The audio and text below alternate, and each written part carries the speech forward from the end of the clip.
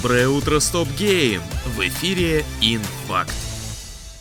После презентации State of Play от Sony в центр внимания попала японская игровая выставка Tokyo Game Show, которая продлится до конца недели, но на ней уже успели показать немало интересного. Вот, например, студия Omega Force привезла с собой демку экшена Dynasty Warriors Origins. Для тех, кто не в курсе, серия Dynasty Warriors посвящена эпохе Троецарствия в Древнем Китае, а именно противостоянию трех держав. Только здешние герои раскидывают толпы противников всего одним взмахом меча. Так вот, про Origins. Свежий геймплей демонстрирует глобальную карту, где игрок продвигается по кампании и выбирает сражения. Перед каждым из них можно выбрать себе бойцов-генералов, которые составят геройское пати в бою. Сами битвы имеют несколько этапов, когда от обороны часто нужно переходить к наступлению. 23-минутное видео с игровым процессом можете глянуть по ссылке в описании. Dynasty Warriors Origins выйдет 17 января на ПК, PlayStation 5 и Xbox Series, пока без перевода на русский.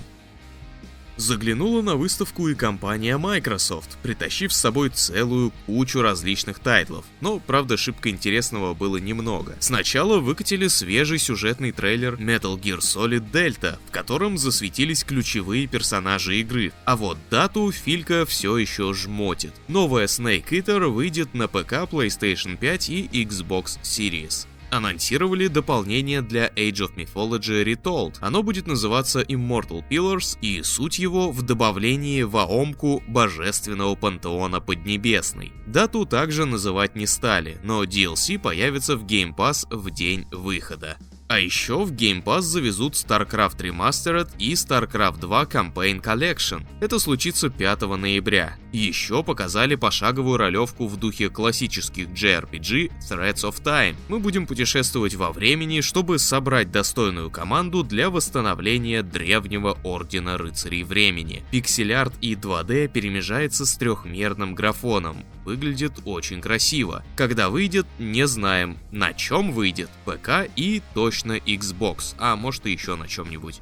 Слыхал я когда-то, что в Fallout 76 уже давно можно играть. Так вот, если вас это интересует, в конце года в игру добавят различную животинку, которую игроки смогут себе завести. Также фанатов Блича порадовали показом Bleach Rebirth of Souls. Стартует она в начале следующего года на ПК, PlayStation и Xbox Series. И, наконец, выступили авторы Slitterhead. На этот раз они продемонстрировали систему одержимости, которая позволит игрокам контролировать любого человека в борьбе с криповыми тварями. Релиз 8 ноября на тех же платформах. Все анонсы и трейлеры с презентации Microsoft на Tokyo Game Show смотрите в новости у нас на сайте. Авторы Sengoku Dynasty, смеси выживача и симулятора средневекового японского феодала, наконец определились с датой полноценного релиза игры. Она покинет ранний доступ где-то в ноябре текущего года. Точный день разработчики назовут в ближайшее время. Sengoku Dynasty предлагает основать собственную династию в Японии периода Сенгоку, причем сделать это можно в компании друзей. В основе геймплея развитие поселения, которое нужно защищать от захватчиков. Ну а для того, чтобы это поселение развивать, придется исследовать локации, собирать ресурсы, охотиться, бить лица, пахать грядки и все прочее. Сначала игра появится в Steam, GOG и EGS, а когда-то в 2025 пропишется и на консолях. Правда, будет ли она где-то помимо PlayStation, пока неизвестно.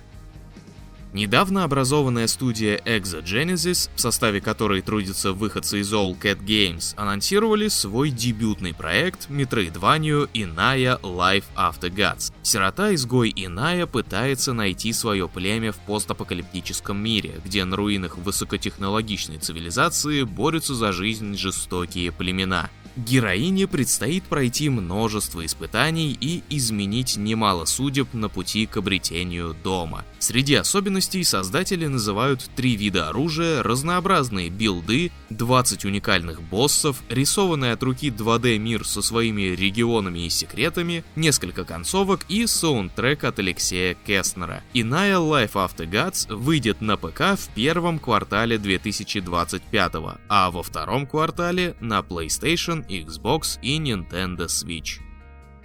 Сначала проносится слух о переносе Assassin's Creed Shadows, потом игру действительно переносят, а потом большие дяди снова смотрят на продажи Star Wars Outlaws, и стоимость акций Ubisoft моментально падает до 11-летнего минимума. Последний раз текущая цена фиксировалась аж в 2013 году, после этого компания показывала уверенный рост, с 10 евро до целой сотни. Ну а теперь все начинать сначала. Сама компания за 3 недели успела подешеветь на 720 миллионов евро. По словам главы Ubisoft Ива Геймо, результаты за второй квартал не оправдал ожиданий. Поэтому компания еще сильнее сосредоточится на подходе, в котором на первое место ставится игрок и увлекательный геймплей. А тем временем совет директоров инициировал внутреннее расследование, чтобы выяснить, почему все внезапно стало так плохо.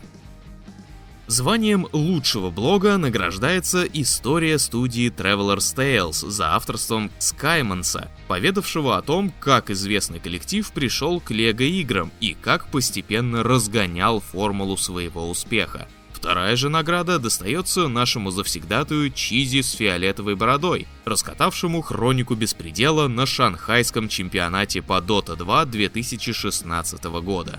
Мои поздравления!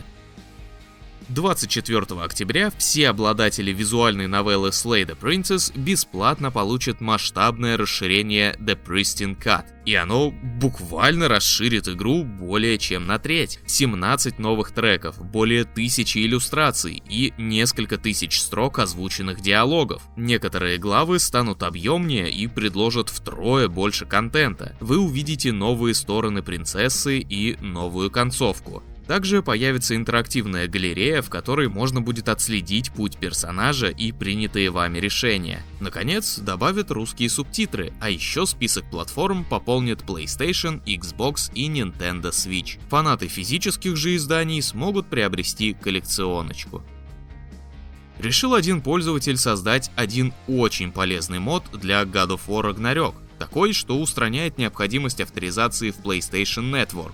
А потом этот мод внезапно исчезает со страницы Nexus Mods из GitHub. Как объяснил сам моддер, новости о его творении стали привлекать к моду слишком много внимания. Про него писали даже IGN и PC Gamer. И в итоге, чтобы перестраховаться, он решил, что будет лучше скрыть модификацию, пока к нему не нагрянули юристы саней. Sony и HBO опубликовали тизер второго сезона сериала по мотивам The Last of Us. Нил Дракман, являющийся одним из шоураннеров проекта, намекнул, что в телеадаптации сюжет второй The Last of Us будет расширен. Иногда в игре встречаются намеки на темы, которые мы не успели осветить в сериале.